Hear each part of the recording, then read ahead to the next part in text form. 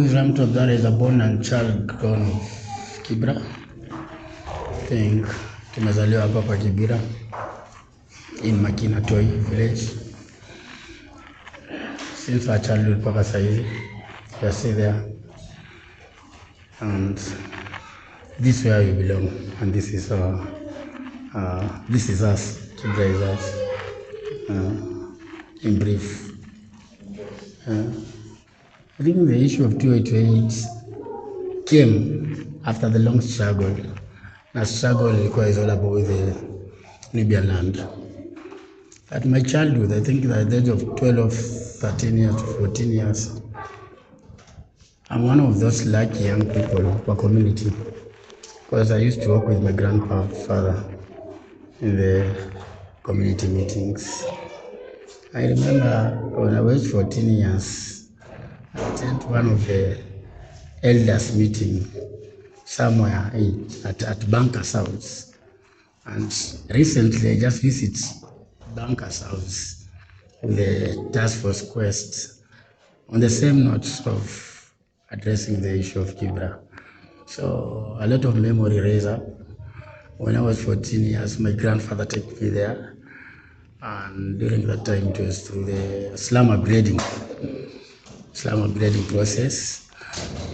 Canal ilikuwa inachorwa, inafaa kuja.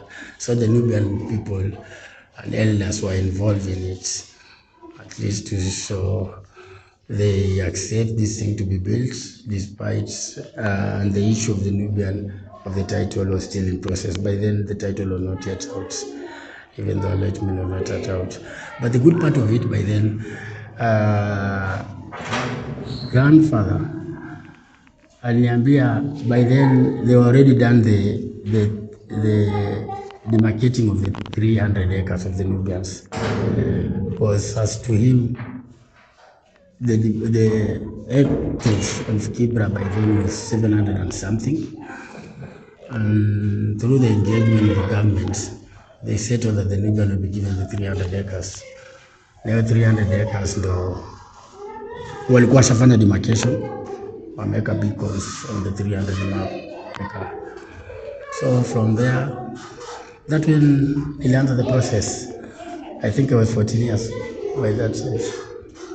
Not fully involved, but partially attending community issue on issue of land. Nasikia tu.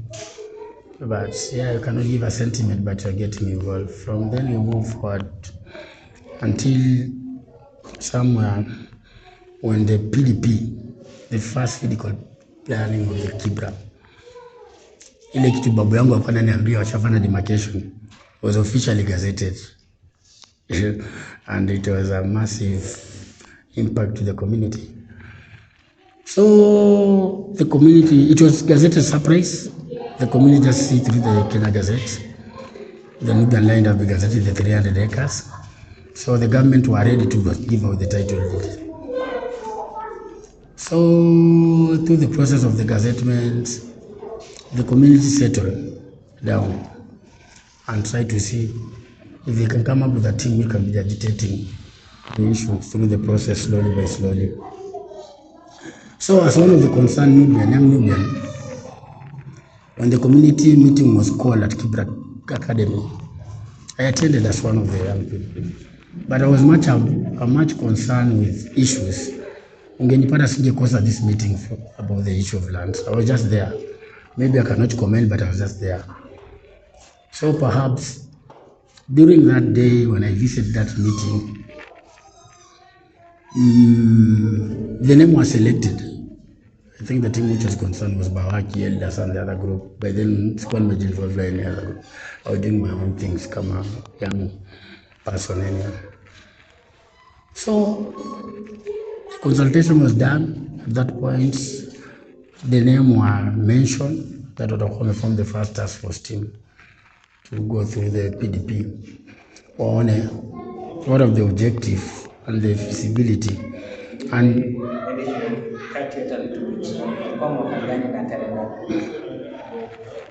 says remember ilikuwa mwaka gani ya tarehe, but if says remember, but it's documented.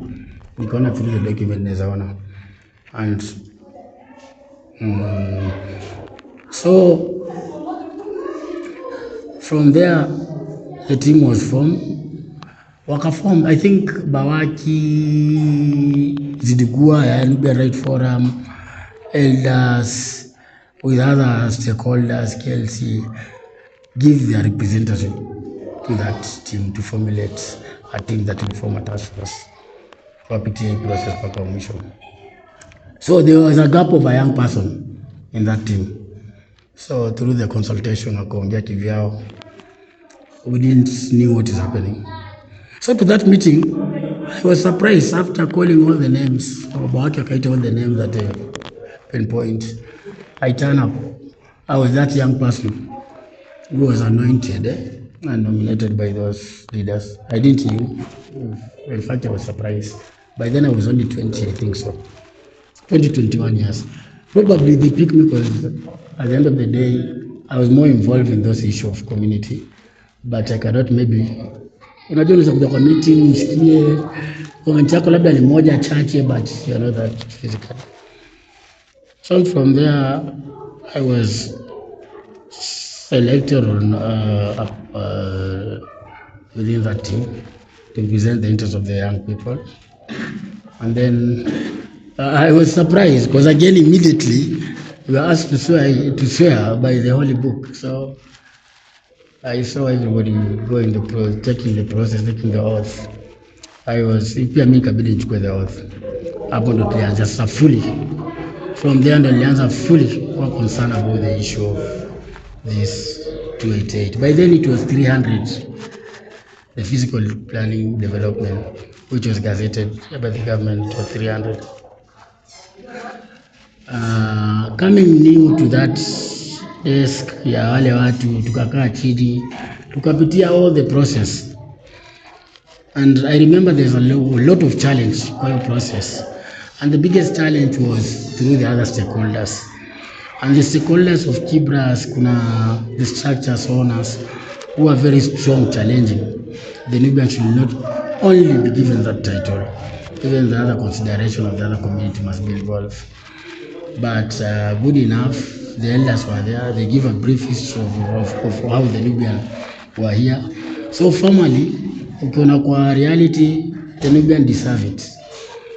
Despite that, you know, when something has been gazetted in the Kenya Gazette, so everybody is at liberty to send his grievances. The grievances that were sent there were more than 1,000 grievances.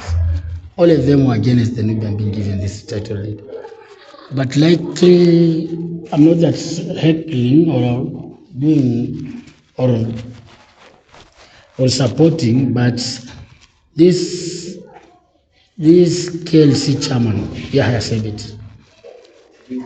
No, the then KLC chairman, the late Yahya said, Allahumma fillah wa rahmatullahi jannah.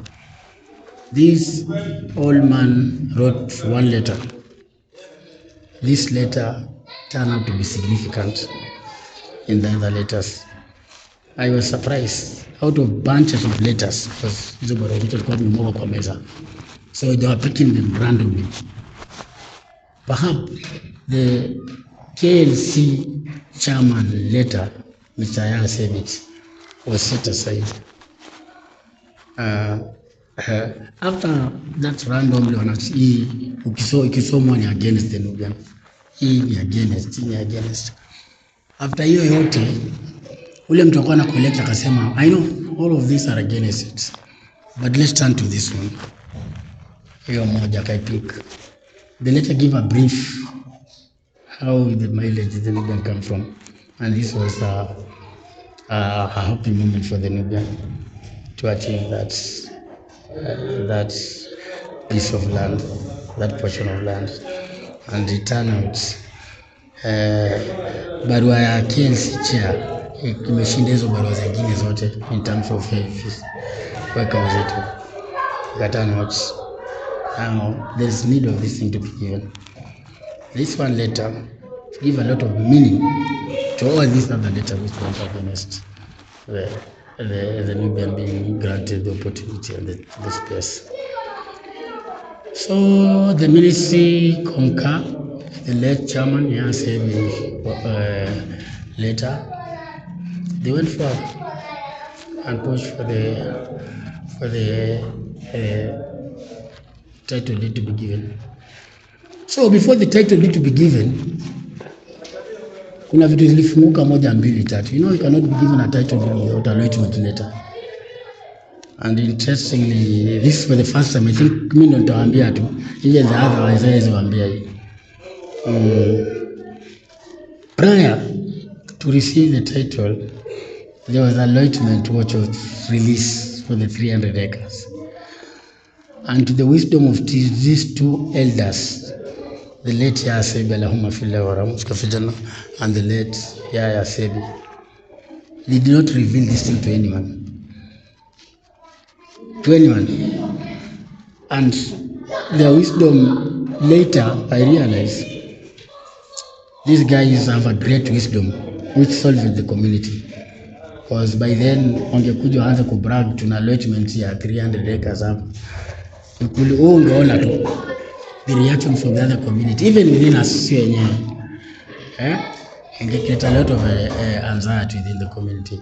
But sawa wazee walikana hiyo documents. They are sure they have something that grants them the 300 acres. Na wakanyamaza nayo. So through that process, ikakuwa sasa we formulate ourselves and come up with the trustees, who will be the trustees of this letters, of this community land. And remember, the agitation of the community land start from our elders. Wazee wetu ndio walianza. In Kenya there was nothing called community land. But through our elders and KLC, all of them together, they pass a resolution and send them to the government. Hawa nubi tunajua economical background yao, tunajua social background yao, tunajua everything. To solve the community wakwe pamoja, a title should be granted, ili itakuwa moja kwa watu wote. I think the aspiration of the community lands to be introduced in Kenya, wazee wetu ndio wameleta. So the ministry take it to the heavyweight with the dynamic that iko kwa hii people settlement of Kibra. Wakaona ukweli this elders are right. That's why the formulation of the constitution of Kenya was amended, ikiletwa the issue of community land ikaingia hapo.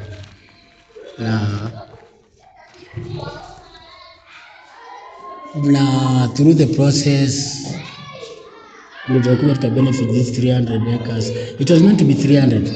Even the late Yaya Sebi was asking the same.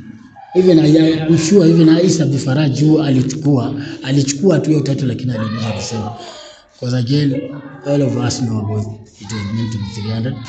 But baadaye tukasikia kuna zingine zimekata 12 acres because of some. Tumesikia a lot of stories which up to now hajakuwa clear about it. So kuna a lot of challenge hapa katikati, lakini good na bad at the end of the day, as Nubians were able to get the 300 acres which were now with us.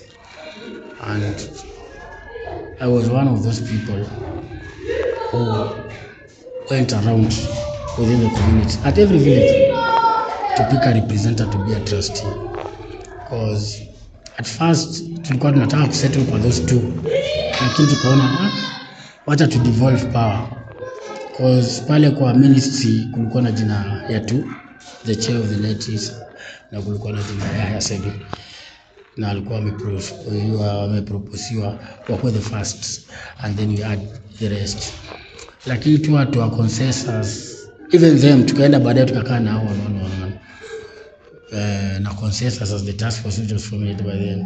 Tukaona it would be wise every village tuanze kuleta kitu kwa devolve.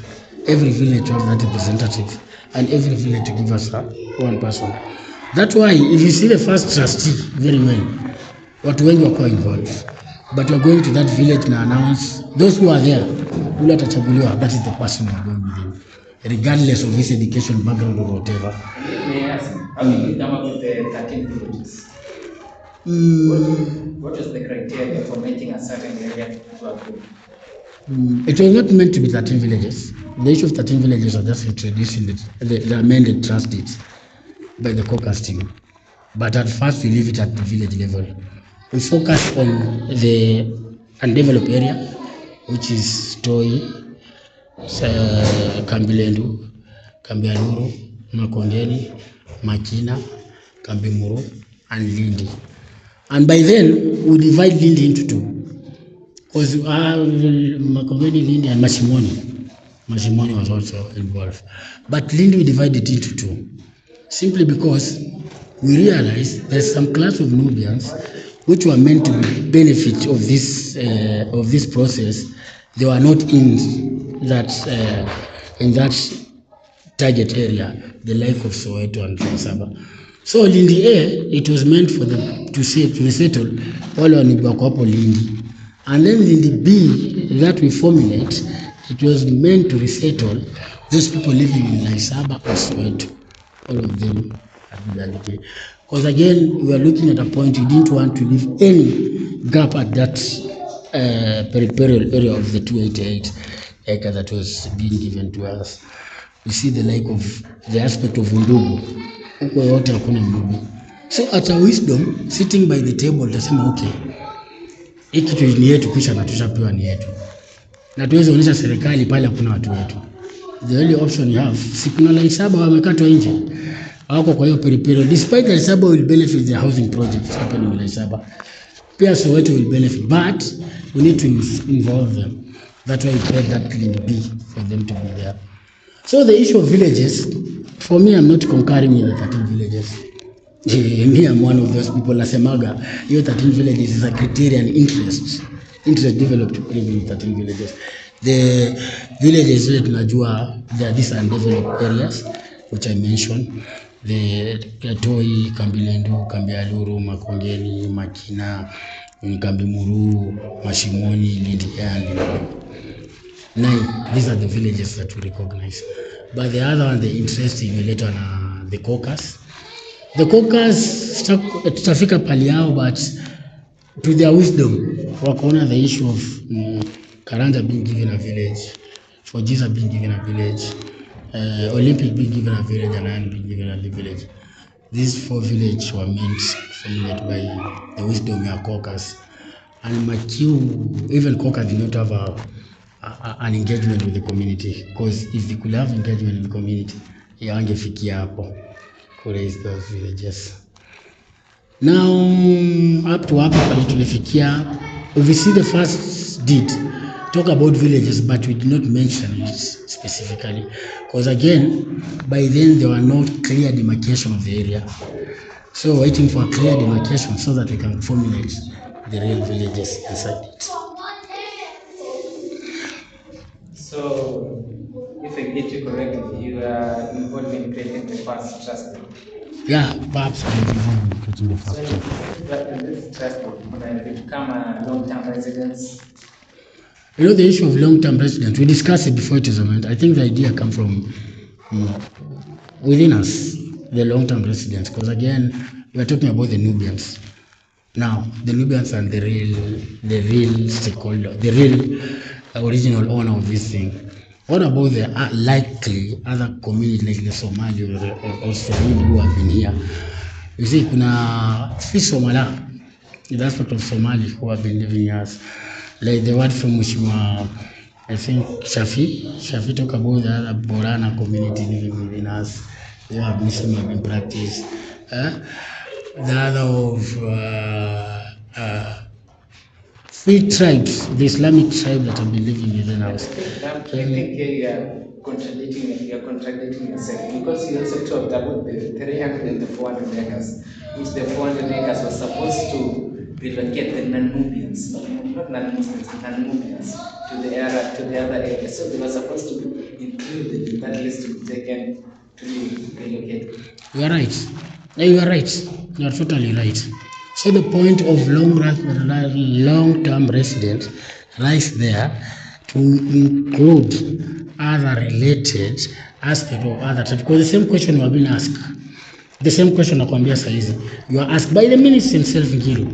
Sasa nikiwapea kuna wale Waislamu wengine sio Waislamu na wamekaa na nyinyi miaka yote, mtu afukuza kwa pale yenu juu huko nje, wakienda huko ni vita, ni 400 That is where the long-term resident is. In our wisdom, we did not take it because by then the issue of living in a land in a duration of time, you are being granted the owner of that land was not there. You see, saa hizi ukiishi kwa land for 12 years at the law, inakuwa you become one of the beneficiary. But by then it was not there. So we did not give a thought on that by then. That's why the long-term resident iliingia hapo to include the other related community within us, but not the Islamic wale wako karibu na sisi. Utapata hapa kuna Msomali amekaa hapo, watoto wake ndio watoto wetu wameoa. Kama mimi tu mtu msichana Msomali au Barara, and then amekuwa hapo na wazee wetu. That's when the long-term residential appreciate. Kibra is not just a piece of area to us, it's our ancestral land. The same way they have their ancestral land, maybe in Isiolo, Mandera, Somalia. Yeah, but I give you the reason why the long-term resident ikaingia hapo. I think through that wisdom, through the talking and discussion, I think someone raised this thing vividly, and he came with a strong point. I think it's Mheshimiwa Gore. He came with a strong point. At the end of the day, corner, you cannot give it at a point to say this statement in any specific to this community. That's why the long-term residency ikaingilia related, but again the meanings are different. That was the reason that's why ikaingia hapo. So to the other meanings are easy with the policy vile zimebadilika. Yeah, the caucus somehow sounds correct, because after that some policies iliingilia katikati, a lot of policy. If you see the Community Land Act policy, it was formulated in 2012, I think so, end of 2012, 2013. That give the president power to give the title, the community land title, because of the formulation of the law. But by then, tukiongea about the PDP, the issue of Community Land Act was not there in Kenya. You see, sisi tuliingia to the physical planning while the parliament was still bado haijaweka the act policy in power. So after the policy power kuwekwa in power, kuwekwa in an election, the parliament kupitisha, that's when the president have a privilege to give him that title. And from there kuna vitu zingine zilikuja kama the act zilibadilisha a lot of things. So seeing by then and by now the issue of long-term residence, that is the only thing that created contentious inside the first PDP, by the first trust deed. And that thing was the intention of those who were there to represent the interests of the community was very well. Hakuwa na intention ya involve any other community. Then that regarding the first trust. So you're expecting a community land, not a land trust. Yeah, by then differences. It's now community land, but then it used to be a trust, I think so. I think by then everything was all being held at trust. That was called a perpetual land succession. But is it succession? Currently the trust is under the perpetual succession act. Okay. You know, the Community Land Act is under something of sorts. So fast forward 2013, the trust deed is already done and complete, but the title deed was handed in 2017. So you see, there is this rhetoric. I call it a rhetoric. There's a political sentiment that is grievanizing on the trustees. And the trustees have been in the title for the last 10 years. They did nothing. And the saddest part of it, this word come from the master choir of the caucus. They will call himself as the chair, and him with his lieutenants. Wanatembea kila pale akisema, oh, you see, trustee mungai sana ashara mafaja muzo matrustee. But that is an unsounding and unpleasant sentiment, because everybody knows the title was formulated and reproduced in 2013, but it was handed over to the Nubian by 20 on political day, isn't it? Oh, I think on something on 2017. That passed almost 4 to 5 years. It was done. That is gone. And then the same president who gives the title, he gives some sentiments. Hapo alisema hii kitu inawapea, lakini ngoje mpaka tumalize hii kura yetu. Nimalize kura yangu. Baada ya kura yangu ndio tutaongea. Take us 2 years. The election went to contentious. Add on top of that, it's almost 6 years. On the same time, President anamaliza, the area MP went down. Ken Okoth. Took us more 2 years. That is 8 years. We are there. Swati tuko nje. It is, it's sounding weird. When the same person, the master of the choir of the caucus, he was there, he witnessed all things. Anarudi kuambia watu. Sometimes nasema you must be with a good interest when tackling anything within the community. We try to shed these trustees as the incompetence who can do nothing. But if you can, ukijionea mwenyewe with the number that you calculate, the trustee took them almost 8 years. They couldn't do anything. The trustees, they were meant to be in Now listen. These are the issues that nasemaga kila siku. We must be keen with law and we must be keen with everything. We formulated this trust deed in early 2012, I think so. Sasa, we knew by then the trust, the title, tutapewa title. After formulating and giving the trust and everything to this trust deed, we give it was authorized and everything. Things went mute until 2017. Tumepatana.